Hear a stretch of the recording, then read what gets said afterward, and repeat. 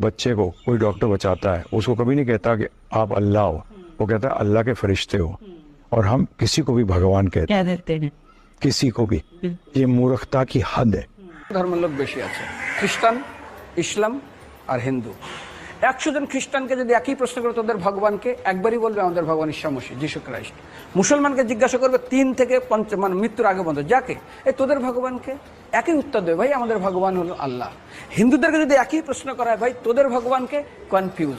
100% Hindu 100% confuse, জানে না ভগবানকে। আসসালামু আলাইকুম ওয়া রাহমাতুল্লাহি ওয়া বারাকাতুহু।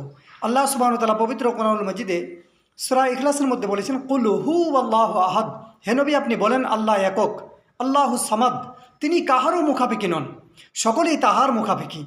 আল্লাহ কাহার উপরে নির্ভরশীল নন, সকলেই তাহার উপরে নির্ভরশীল। লাম ইয়ালিদ ওয়ালাম ইউলাদ, তিনি কাউকে জন্ম দেননি, তিনাকে কেউ জন্ম দেয়নি। ওয়ালাম ইয়াকুল্লাহু কুফুয়ান আহাদ, তিনার সমতুল্য কেউ নেই। তিনি হচ্ছেন মহান আল্লাহ সুবহানাহু ওয়া তাআলা। ভগবত গীতাতে উল্লেখ আছে 10 নম্বর অধ্যায় 3 নম্বর শ্লোকে, লোকে জানে আমি কখনো জন্মাইনি, কখনো উদ্ভূত হয়নি, আমি এই বিশ্বজগতের সর্বময় প্রভু।